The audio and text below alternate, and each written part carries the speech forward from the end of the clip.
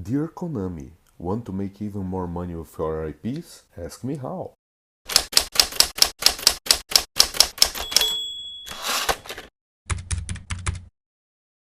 Before anything else, yes, dear Konami, I know you're actually doing fine financially wise. You reported some nice profits so far this year.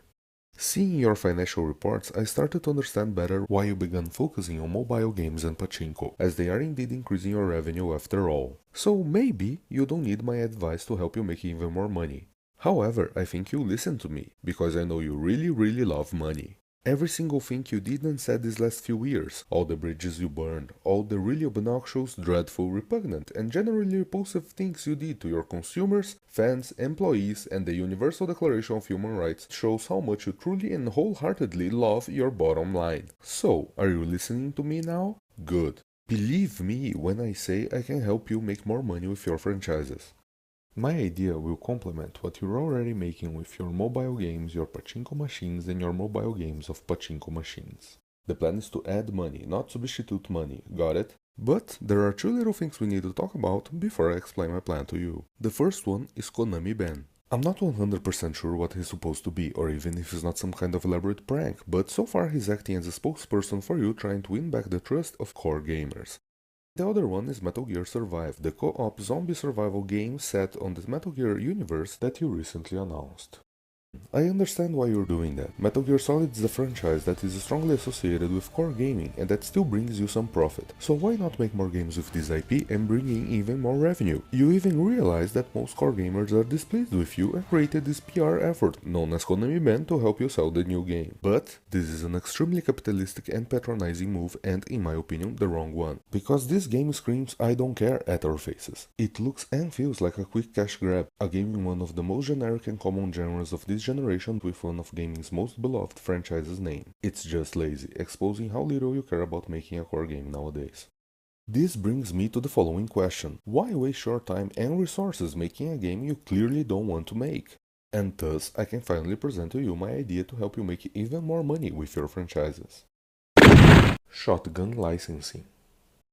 Stop making these games that you don't want to make and wasting your time trying to win back the trust of those that you don't care about and just license your IPs. A lot. Please. To better explain what I mean by shotgun licensing and my reasoning behind this whole idea, allow me to talk about two other companies, Disney and Games Workshop. Let's begin with Disney. You know them, right? Of course you do. It's your partner on the production of the Disney Tsum Tsum arcade machine. They also make movie, cartoons, music, and other kinds of entertainment, in case you didn't know. And just like you, they also used to develop electronic games. Yeah, they kinda gave up on that.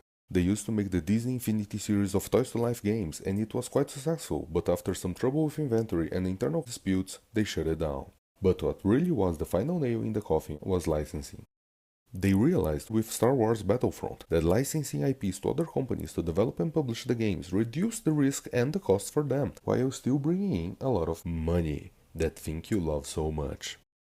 Now let's talk about Games Workshop. They are a company whose main line of products are tabletop miniature war games. Their main franchises are the Warhammer and the Warhammer 40k series, which they license to video game companies but with a very interesting approach. The shotgun approach. If you want to fully understand how they are doing their licensing, please go watch the extra credits video on the topic, it's very good at explaining the whole thing. But basically, they license their franchises universes to a lot of development studios and let them make many games in many different genres.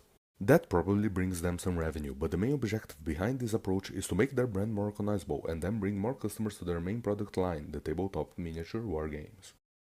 But you don't have a tabletop miniature war game line of products, you say? What would be the point of doing this shotgun approach for you, you ask? Where is the money, you wonder?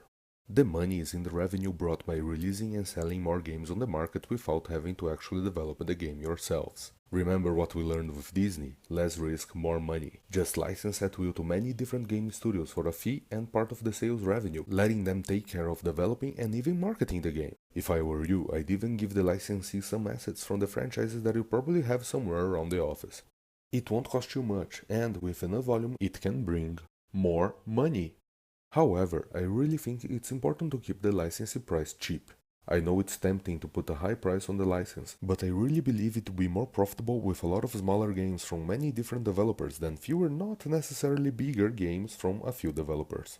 There is, however, one potential hurdle to this idea, and it relates to the health of your franchises.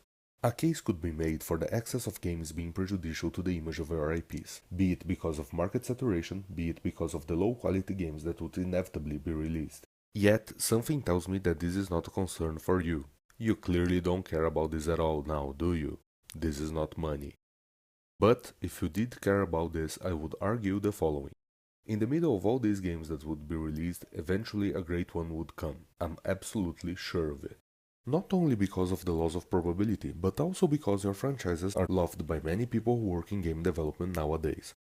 If you gave these people the chance to make an official game of one of their beloved franchises, they would try their best to make a game deserving of the name. And eventually, that one great game, truly worthy of the franchise's legacy, would come, revitalize it, and make people forget most of the other bad games. And it will probably have high sales too. More money, see? To be honest, that's actually the other reason I'm writing this video letter. I miss the times when you launched all those Castlevanias for GBA and DS, and you following this shotgun licensing plan seems to be the most realistic way to see this happening again, since I know you won't make such games ever again and IGA can only make so many bloodstains. So please just think about it, okay? Money. Yours sincerely.